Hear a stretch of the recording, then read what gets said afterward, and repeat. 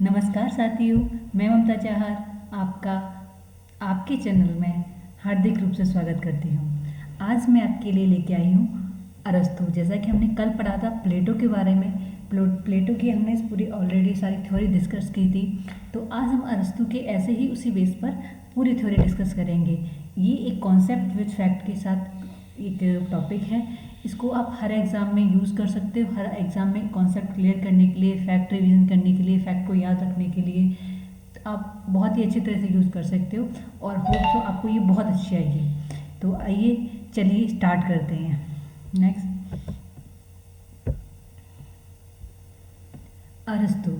अरस्तु को हम राजनीति शास्त्र का जनक कहते हैं। अरस्तु का जन्म हुआ था 384 ईसा पूर्व से 382 ईसा पूर्व के आसपास। ये यूनानी दार्शनिक थे। ये प्लेटो के शिष्य थे, मतलब इनके गुरु कौन थे? प्लेटो। और सिकंदर के गुरु थे, मतलब इनके शिष्य कौन थे? सिकंदर। मतलब इनके गुरु प्लेटो थे और इनके शिष्य कौन थे? सिकंदर। इनका जन्म जो हुआ था स्टेगिरिया नामक नगर में हुआ था। ये मध्यम मार्गी थे, व्यवहारवादी थे। जैसे प्लेटो जो था वो आदर्शवादी था, लेकिन ये मध्यम मार्गी और व्यवहारवादी हैं। वो एक कल्पनावादी विचारक था। ये तर्कशास्त्र मतलब तर्क लॉजिकल बेस पे अपनी चीज़ों को एनालाइज करके स्थापित करते हैं। आगे देखते हैं अरस्तु की रचनाएं। अरस्तु की सबसे इम्पोर्टेंट रचना है पॉलिटिक्स। पॉलिटिक्स जैसे प्लेटो की रिपब्लिक थी, ऐसे ही पॉलिटिक्स अरस्तु की है। तो इसमें राजनीति शास्त्र के बारे में वर्णन किया गया है। आगे इसकी पूरी डिटेल पढ़ेंगे हम पॉलिटिक्स के बारे में। तो और कौन सी है? तत्व मीमांसा, जिसको इंग्लिश में हम मेटाफिजिक्स, 350 BC में आया था ये। भौतिकी, जिसको हम इंग्लिश में फिजिक्स कहते हैं। साहित्य शास्त्र, रिटोरिक्स बोलते हैं। ऑन द सोल, सॉरी ये एल यहाँ से शायद कट गया है एडिट करने में, तो ये आपके ऑन द सोल, ये एक रचना है अरस्तु की। Eudemian Ethics, Posterior Analytics, the Athenian Constitution, Nicomachean Ethics, ये सारी जो रचनाएं हैं ये अरस्तु की रचनाएं हैं जो एग्जाम में बार बार पूछी जाती हैं। इनको याद रखिएगा, 3-4 बार देख लीजिएगा, रटने की जरूरत नहीं है। बार बार आप प्रैक्टिस करोगे, जब हम जब ऑब्जेक्टिव टाइप की प्रैक्टिस करेंगे ना, तो ये सारी चीज़ें याद रहेंगी। लेकिन हाँ, 3-4 बार देखने पर थोड़ा आइडिया हो जाता है। नेक्स्ट चलते हैं पॉलिटिक्स के बारे में। तो अरिस्टो की जो पॉलिटिक्स है वो सबसे बड़ी कृति है, वो सबसे बड़ी रचना है, एक विशेष रचना है जिसमें अरस्तु ने राजनीति शास्त्र के बारे में वर्णन किया है। इसमें अरस्तु ने न केवल राजनीति को नैतिकता या नीति से भिन्न बताया, अपितु राजनीति को सर्वश्रेष्ठ विज्ञान बताया है। मतलब इसने यहाँ पे क्या किया है, जैसे उसने प्लेटो ने नैतिकता को महत्व दिया था, लेकिन यहाँ महत्व तो इसने भी दिया है, लेकिन इसने राजनीति से अलग कर दिया है नैतिकता को। वहाँ उसने जैसे राज्य से नैतिकता और धर्म को अलग किया था, ऐसे ही मैकियावेली ने अलग किया था, लेकिन अरस्तु प्लेटो ने माना था नैतिकता को राज्य के अंदर। इसने राजनीति से नैतिकता को पृथक माना है। पॉलिटिक्स में, पॉलिटिक्स के बारे में टेलर ने कहा है कि पॉलिटिक्स के अतिरिक्त अरस्तु का कोई दूसरा ग्रंथ एक बहुमुखी विषय की विवेचना में इतना साधारण कोटि का नहीं रहा। तो ये जो कथन है ये पूछा जा सकता है कि पॉलिटिक्स के बारे में किसने ये कथन दिया है, तो ये है ई टेलर। टेलर याद रखिएगा कि पॉलिटिक्स के बारे में जो बहुविषय की विवेचना के वर्णन किया है पॉलिटिक्स के लेकर, वो टेलर ने किया है। चलिए नेक्स्ट, अरस्तु के कुछ इम्पोर्टेंट स्टेटमेंट हैं जो बार बार एग्जाम में पूछे जाते हैं। इनको आप ध्यान से पढ़िएगा। वैसे कुछ नहीं है, अगर आप इसकी थ्योरी पढ़ लोगे ना तो आपको आइडिया हो जाएगा कि अरस्तु ही बोल सकता है, क्योंकि उसने ये सिद्धांत उसने ही दिए हैं। तो इन सिद्धांतों के बारे में जो बातें हो रही वो अरस्तु ने की होंगी, तो इसलिए हम पूरी थ्योरी पढ़ते हैं तो आइडिया हमारे कथन का हो जाएगा। लेकिन हाँ, 1-2 बार जरूरी है, जिससे हमें कन्फ्यूज़न ना हो। तो हमें 3-4 बार कथन को देख लेंगे तो हमें दिमाग में बैठ जाएंगे। बाकी हमारा थ्योरी है तो कॉन्सेप्ट तय हो ही जाएगा। तो देख लेते हैं। अरस्तु ने बोला, अपने जन्म के समय ही कुछ लोग पराधीनता के लिए नियत होते हैं और कुछ लोग शासन के लिए। ये किसने बोला? अरस्तु ने। ये जो स्टेटमेंट है ये एक दासता का सिद्धांत है अरस्तु का, उसके संदर्भ में बोला है। क्योंकि अरस्तु दास को नागरिकों के उसमें सम्मान के, नागरिकों के परिभाषा में दास को ऐड नहीं करता है। वो कहता है नागरिक वही है जो शासन में और न्याय के प्रशासन में भाग ले सके और मतलब इस काबिल हो कि उन सब चीज़ों को समझ सके, जिसका खुद मानसिक प्रवृत्ति नहीं है सोचने की, कि उसके माइंड पर भी कोई और अधिकार करता है, उसे खुद स्वतंत्र सोचने की अधिकार नहीं है, खुद अपने दिमाग का यूज़ नहीं करता। तो मतलब अगर हम खुद अपने दिमाग का यूज़ नहीं करते तो ऑब्वियसली हमारे दिमाग का कोई ना कोई और यूज़ करेगा। इसलिए अच्छा है कि अपने दिमाग का अपनी तरह से अपने सपनों के लिए यूज़ करो, अपने अधिकारों के लिए यूज़ करो, किसी के दास बन के मत रहो। इन्हीं के संदर्भ में इन्होंने कहा है ये इस कथन कि अपने जन्म के समय ही कुछ लोग पराधीनता के लिए नियत होते हैं और कुछ लोग शासन के लिए। ये किसका कथन है? अरस्तु का। ये दास के संबंध में कहा था। स्वर्णिम मध्यमान के सिद्धांत का क्रांति के लिए प्रयोग। इन्होंने कुछ क्रांतियां दी थी, जैसे हमारे इसने राजतंत्र जैसे शासन के कुछ वो बताई थी, संविधान का वर्गीकरण किया गया था।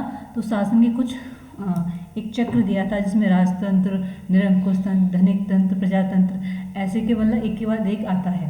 तो उसमें बताया था कि जब ये अपने आप में इनका जो विकराल या भ्रष्ट रूप होता है तो वो क्रांतियाँ कैसे होती हैं। तो उस चीज़ से बचने के लिए ये सिद्धांत दिया था, स्वर्णिम मध्यमान के सिद्धांत। ठीक है। और केवल जीवन मात्र की आवश्यकता के लिए राज्य उत्पन्न होता है, अच्छे जीवन की उपलब्धि के लिए कायम रहता है। यहाँ राज्य के संदर्भ में ये स्टेटमेंट दिया है अरस्तु ने, क्योंकि अरस्तु कहता था कि राज्य क्यों आवश्यक है, राज्य की उत्पत्ति क्यों हुई है। तो उसने बताया कि राज्य की उत्पत्ति जो है व्यक्ति को अच्छे जीवन की उपलब्धि देने के लिए ही है, मतलब व्यक्ति की सुरक्षा के लिए ही दी गई है, व्यक्ति के अधिकारों की सुरक्षा, व्यक्ति के व्यक्तिगत विकास के लिए, जिससे उसका पूर्ण विकास हो सके, वो इसलिए राज्य की उत्पत्ति हुई है। तो इसी संदर्भ में ये स्टेटमेंट दिया गया है, केवल जीवन मात्र की आवश्यकता के लिए राज्य उत्पन्न होता है, अच्छे जीवन की उपलब्धि के लिए उसे कायम रहता है। ठीक है, ये ध्यान रखिएगा। तो मैं इनका बैकग्राउंड बताते चल रही हूँ जिससे आपको ये स्टेटमेंट याद रह जाए। नेक्स्ट, समय की दृष्टि से परिवार पहले है परंतु प्रकृति की दृष्टि से राज्य पहले है। जैसे हम अभी आगे पढ़ेंगे कि अरस्तु कहते थे कि मतलब जैसे प्लेटो ने परिवार और संपत्ति को जो शासक वर्ग थे उनसे पृथक रखा। उन्होंने कहा कि जो शासक हैं या दार्शनिक वर्ग हैं उनके लिए परिवार और संपत्ति नहीं होनी चाहिए, क्योंकि वो उसको अपने मार्ग से डिगाती है, अपने मार्ग से पृथक करती है, अपने मार्ग से डगमगाती है, बाधा बनती है, इसलिए उनको पृथक करती है। लेकिन ये कहता है नहीं, समय की दृष्टि से परिवार पहले है परंतु प्रकृति की दृष्टि से राज्य पहले है। तो ये कहता है कि राज्य की जो उत्पत्ति हुई है वो एक प्राकृतिक है, परिवार में ही राज्य दिखता है। जैसे परिवार का एक मुखिया होता है ऐसे राज्य का एक शासक होता है।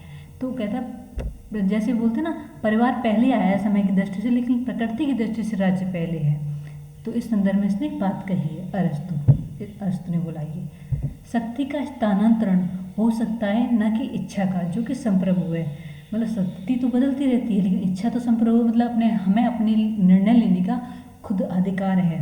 तो हम अपने आप में संप्रभु, हमारे स्वतंत्र चिंतन पर कोई आधिपत्य नहीं जमा सकता। वैज्ञानिक नाम का ध्येय, सॉरी ये टाइपिंग मिस्टेक हुई है, ध्येय है यह पता लगाना है कि सृष्टि में क्या अनिवार्य है। जो सर्वदा अनिवार्य है वो शाश्वत है, जो शाश्वत है वो अजन्मा है, अमर्त्य है, मतलब कभी जो मर नहीं सकता, जो हमेशा बना रहे वही अनिवार्य है। ये किसने बोला है? अरस्तु ने।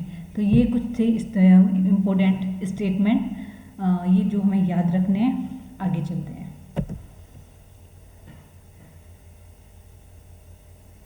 हाँ, अरस्तु की अध्ययन पद्धति तथा प्रथम राजनीति वैज्ञानिक के रूप में।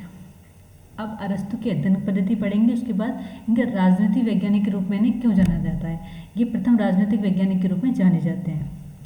तो अरस्तु की जो अध्ययन पद्धति वो उदनात्मक या आगनात्मक विधि का प्रयोग किया है इन्होंने। उदनात्मक क्या होता है? जो विशेष घटनाओं और परिस्थितियों के निरीक्षण के आधार पर सामान्य नियम बनाते हैं। प्लेटो ने प्लेटो की जो अध्ययन पद्धति थी वो निग्नात्मक थी।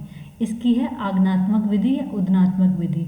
जो क्या होता है, मतलब पहले ये परिस्थितियों को देखता है, उसका निरीक्षण करता है, उसके बाद कोई नियम बनाता है। तो ये व्यवहारिक तो है ही, तो ये इसलिए प्रैक्टिकली बेस्ड अप्रोच है इसकी। अब इनका जो राजनीति वैज्ञानिक के रूप में क्यों देखते हैं ये देख लेते हैं। राजनीति शास्त्र को नीति शास्त्र से पृथक किया है इन्होंने। राजनीति शास्त्र को नीति शास्त्र पृथक किया है, उस राजनीति शास्त्र को लॉजिकली बेस पर उसके सिद्धांत दिए हैं। यथार्थवादी विचारक है, जैसा आपकी इसकी अध्ययन पद्धति में दिखता ही है, क्योंकि ये बहुत ही जो अभी है प्रेजेंट में उसी के अकॉर्डिंग सोचता है। आदर्शवादी नहीं है, बहुत ही प्रैक्टिकली अप्रोच रखता है। संविधानों का इन्होंने वैज्ञानिक वर्गीकरण किया है, जिसमें बहुत सारे तंत्र का, जैसे राजतंत्र, कुलीन तंत्र, धनिक तंत्र, प्रजातंत्र, ये सारे आगे पढ़ेंगे। कानूनों की इसने व्याख्या की है कि कानून क्या होता है, कानून कैसा होना चाहिए, कानून को इसने सर्वोच्च माना है। नागरिकता की व्याख्या की है, जिसमें दास को शामिल नहीं किया है, ये ध्यान रखिएगा। चलिए आगे बढ़ते हैं। अरस्तु का राज्य संबंधी सिद्धांत। अरस्तु के राज्य संबंधी सिद्धांत में राज्य की उत्पत्ति देख लेते हैं। अरस्तु कहता है कि राज्य की उत्पत्ति जीवन की आवश्यकताओं से हुई है, ठीक है, जो प्राकृतिक है। मतलब ये कहता है कि अगर जीवन की आवश्यकता, मतलब जीवन किसका है, व्यक्ति का, तो व्यक्ति की आवश्यकता है तो वो परिवार का जन्म हुआ। परिवार की आवश्यकताओं को पूरा समाज ने किया, समाज की आवश्यकताओं को पूरा किसने किया, ग्राम ने, ग्राम की आवश्यकताओं को पूरा किसने किया, नगर ने, और नगर की आवश्यकताओं को पूरा करने के लिए राज्य की उत्पत्ति हुई है। तो ऐसे एक क्रम है, इसलिए वो इस स्टेटमेंट को देता है कि राज्य की उत्पत्ति जीवन की आवश्यकताओं से हुई है। तो ऑलमोस्ट जो पूर्ण व्यक्तित्व विकास है उसमें राज्य की बहुत बड़ी भूमिका है, क्योंकि परिवार, ग्राम, समाज और ये सब चीज़ें पर्याप्त नहीं है एक व्यक्तित्व के संपूर्ण विकास के लिए। राज्य की प्रारंभिक इकाई व्यक्ति जो अकेले में अपूर्ण है, ऐसे पूर्ण करने के लिए परिवार और ग्राम तथा राज्य समुदाय की आवश्यकता होती है। व्यक्ति आता है, फिर परिवार आता है, फिर ग्राम आता है, फिर नगर आता है, फिर आता है राज्य। इसका उद्देश्य क्या है, राज्य का आत्मनिर्भरता को प्राप्ति, मतलब व्यक्तित्व का अगर निर्माण हो रहा है तो व्यक्ति जब अपने आप में आत्मनिर्भर नहीं हो पाया तो उसका संपूर्ण विकास नहीं हो पाया, चाहे वो कितना भी कुछ भी हो। जब तक वो अपने आप में निर्भर नहीं है तब तक उसका विकास नहीं है। तो राज्य इसकी पूर्ति करता है कि उसको अधिकार देता है कुछ, जिससे उनको आत्मनिर्भर होने में हेल्प मिल सके। राज्य, परिवार और ग्राम का एक ऐसा समुदाय जिसका उद्देश्य पूर्ण और आत्मनिर्भर जीवन की प्राप्ति है। जिस प्रकार शरीर के सब अंगों को निर्धारित कार्य करने पड़ते हैं, उसी प्रकार राज्य के सभी अंगों, व्यक्ति, परिवार, ग्राम को भी अपने निर्धारित कार्य करने आवश्यक है। ये अरस्तु का कथन था। अब राज्य की विशेषताएं क्या बताई थी, इसने बताया कि राज्य एक स्वाभाविक संस्था है। स्वाभाविक, जैसे अभी हमने पढ़ा था कि प्राकृतिक है, मतलब जीवन की आवश्यकताओं से उत्पन्न हुई है, इसलिए राज्य सर्वोच्च समुदाय है, सर्वोच्च समुदाय है। मतलब इसने कहा था परिवार, व्यक्ति आता है, परिवार आता है, फिर ग्राम, फिर नगर, फिर राज्य। तो राज्य क्या हो गया, सर्वोच्च हो गया, मतलब राज्य के नीचे ही सब चीज़ है, राज्य ही मतलब सबसे ऊंचा रहेगा, राज्य की ही सारे नियम चलेंगे। राज्य का स्वरूप जैविक है। राज्य आत्मनिर्भर संगठन है, उसको कोई मतलब संप्रभु है अपने आप में, वो आत्मनिर्भर है और किसी की सहायता नहीं लेता, उसके सारे निर्णय खुद के होते हैं। राज्य विविधता में एकता है, राज्य विविधता में एकता बनाए रखने के लिए प्रयास करता है। संविधान राज्य की पहचान है, मतलब राज्य जो बनाया जाता है, राज्य जो आदर्श राज्य है अरस्तु का, उसमें संविधान को बहुत ही सर्वोच्च माना है। संविधान के अनुसार ही राज्य का संचालन होता है, किसी व्यक्ति के द्वारा नहीं। व्यक्ति के कानून के द्वारा राज्य का संचालन नहीं करता अरस्तु का आदर्श राज्य। यह संविधान जो कानून के नियम, कायदे, कानून हैं, तो उनके अकॉर्डिंग चलता है। राज्य और शासन में भेद। राज्य क्या होता है, नागरिक और गैर नागरिक शामिल होते हैं राज्य में, मतलब इसमें दास भी आ जाते हैं। लेकिन शासन क्या होता है, जो सर्वोच्च राजनीतिक सत्ता करने वाले हैं, जो शासक वर्ग हैं, जो हमारे प्रशासन को चला रहे हैं, तो वो शासन वर्ग में आ जाते हैं। तो राज्य और शासन में ये भेद अरस्तु ने किया है। अब चक्रीय परिवर्तन देख लेते हैं, क्योंकि जो संवैधानिक, एक मिनट रुकिए,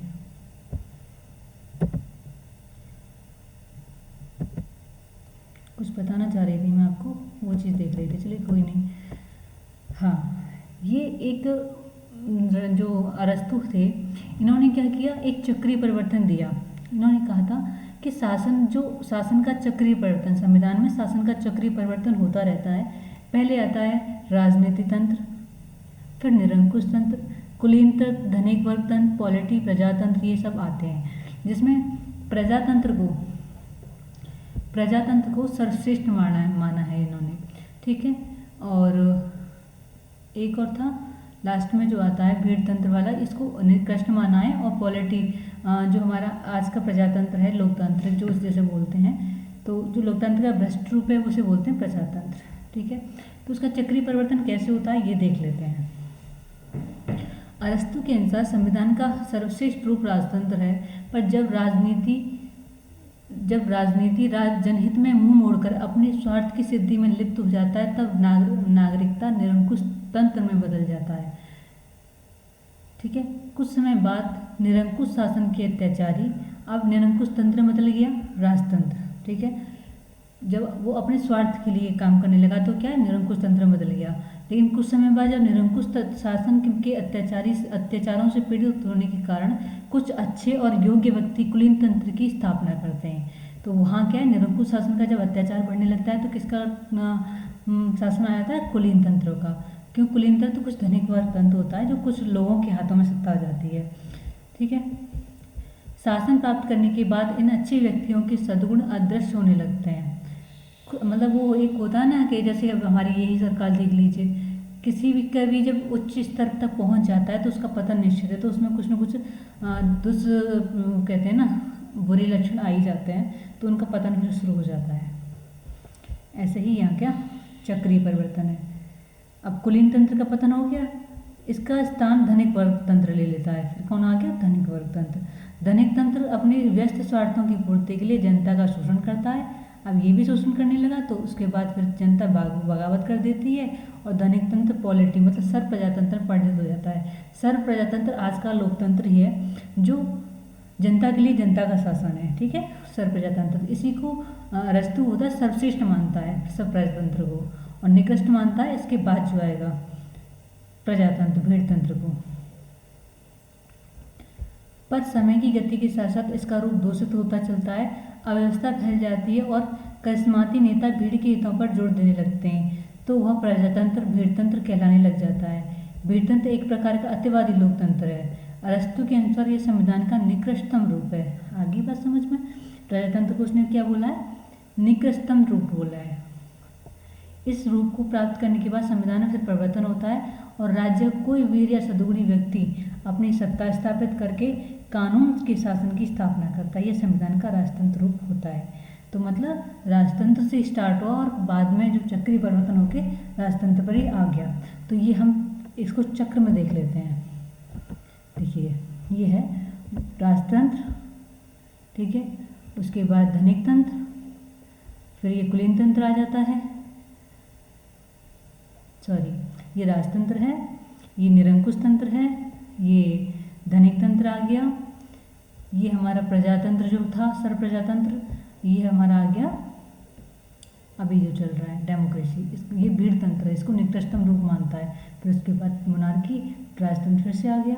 तो ये एक चीज़, ये जो आप देख रहे हैं ये वाला जो है, ये इसमें बताया है कि कैसे जैसे राजतंत्र का भ्रष्ट रूप ये था, ठीक है, और कुलीन तंत्र का या धनिक तंत्र का भ्रष्ट रूप ये था, तो पॉलिटी का धनिक तंत्र डेमोक्रेसी था। तो ये था जिसमें एक व्यक्ति का शासन होता, मोनार्की मतलब राजतंत्र बोलते हैं। इसका भ्रष्ट रूप क्या है, टायरेनी मतलब निरंकुश था। जो एक होता वो निरंकुश हो जाता है, जिसके पर कोई अंकुश नहीं लगाता। मोनार्की में व्यक्ति के हित के लिए काम करता है शासक, जो एक का सत्ता संभालता है, केंद्रीकृत होती है लेकिन एक के लिए काम करता है। लेकिन निरंकुश तंत्र में वो अपने हित के लिए काम कर लेता है। इसमें जिसमें कुछ लोगों का शासन होता है उसे बोलते हैं धनिक तंत्र।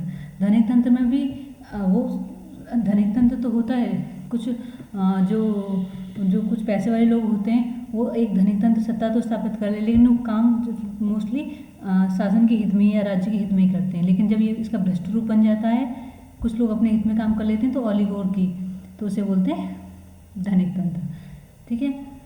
कुलीन तंत्र धनिक तंत्र में कन्वर्ट हो जाता है। ये है सर्व प्रजातंत्र, पॉलिटी बोलते हैं सर्व प्रजातंत्र, जो अच्छा होता है। जैसे जो अरस्तु होता है उसको इसको सर्वश्रेष्ठ कहता है, लेकिन डेमोक्रेसी इसका भ्रष्ट रूप आ जाता है, इसे भीड़तंत्र बोलते हैं, जो एक विकराल रूप होता है, मतलब निर्धनों का वो होता है, ये निर्धनों की सत्ता होती है। तो जिनके पास क्या है, वो गरीब होते हैं, उनके पास सोचने समझने की क्षमता नहीं होती, वो उन्हें खुद नहीं पता होता, उनको कोई भी जाके वो कर सकता है, वो कहते हैं ना कि इसके दिमाग को हैक कर लिया जाए, पैसा देकर कोई भी कुछ भी जाकर उनको भटका सकता है। तो उनमें खुद में निर्णय लेने की क्षमता नहीं होती। तो ऐसे लोगों की ये सरकार होती है जिसमें जनता को बहुत ज़्यादा अधिकार दे दिए जाते हैं, लेकिन उन्हें खुद अपने अधिकार को यूज़ करने की काबिलियत नहीं होती। ये डेमोक्रेसी है, इसको भ्रष्ट मानता है अरस्तु। तो अब समझ में आ गया होगा। आइए आगे चलते हैं। अरस्तु ने नागरिक की परिभाषा दी। अरस्तु कहता है जो व्यक्ति किसी राज्य के विधि निर्माण या न्याय प्रशासन में हिस्सा लेने समर्थ होता है उसे राज्य का नागरिक कहते हैं। मतलब विधि निर्माण और न्याय प्रशासन में जो भाग लेता है उसे ही नागरिक कहते हैं। तो इसका मतलब इसमें दास शामिल नहीं है, क्योंकि वो न्याय में और विधि निर्माण में हिस्सा नहीं लेता। अर्थात एक व्यक्ति जो न्याय और राज्य के विधि निर्माण संबंधी कार्यों में भाग ले वही नागरिक है। आई बात समझ में? ठीक है। कानून को क्या बोला है इसने? कानून की व्याख्या की है। कानून ने इसको बोलता है आवेगहीन विवेक, मतलब इच्छा से अप्रभावित विवेक। इसको हमारी इच्छाएं जो हैं, हमारी भावनाएं प्रभावित नहीं कर सकती कानून को। कानून राज्य के हित में बनाया जाता है। उसे अगर हमारा कोई शासक भी होगा तो उसके अकॉर्डिंग ही चलेगा, अपने अकॉर्डिंग, अपनी इच्छा के अकॉर्डिंग नहीं चलेगा। जैसे निरंकुश तंत्र में वो अपनी इच्छा के अकॉर्डिंग चलने लगता है, वो भ्रष्ट रूप हो जाता है। लेकिन राजतंत्र में वो अपनी इच्छा के अकॉर्डिंग नहीं, कानून के जो नियम है उनके कायदे कानून के अकॉर्डिंग चलेगा, तो वही उत्तम है। अरस्तु कानून सर्वोच्च है। कानून का शासन किसी व्यक्ति के शासन से उत्तम होता है। ये चीज़ अरस्तु ने बोली है कानून के बारे में। अरस्तु का आदर्श राज्य के कुछ पैरामीटर डिसाइड किए थे। तो पैरामीटर क्या थे? उसने कहा जनसंख्या कैसी होनी चाहिए आदर्श राज्य की। जनसंख्या उसने बताया कि जनसंख्या आदर्श राज्य की ऐसी होनी चाहिए, न तो कम न ज़्यादा, क्योंकि ज़्यादा में उनको एडमिनिस्ट्रेटिव करना, उनको प्रशिक्षण देना, उनको एक कहते हैं ना समावेशी विकास हो सबका, उससे सब चीज़ें करना एक टिपिकल हो जाता है। उनके संसाधन के लिए विकराल संसाधन की कमी हो जाती है, तो उनको अच्छे से गाइडेंस नहीं मिल पाती है। अगर लिमिटेड होगी तो उनको सरकार एक मैनेज कर सकती है अच्छे से, उनको अच्छी शिक्षा दे सकती है, अच्छे संसाधन दे सकती है, अच्छी व्यक्तिगत विकास, सामाजिक विकास, राजनीतिक विकास सब कुछ कर सकती है। तो क्या जनसंख्या नियंत्रित हो, ना ज़्यादा कम हो और ना ज़्यादा अधिक हो, जिससे कि क्योंकि कम होगी तो फिर हमारे पास मानव संसाधन कम हो जाएगा, तो हमें खुद लेबर वगैरह चाहिए। वो एक संसाधन, जनसंख्या संसाधन भी बहुत जरूरी होता है किसी राज्य के विकास के लिए, तो नियंत्रित होनी चाहिए। सेकंड है क्षेत्रफल।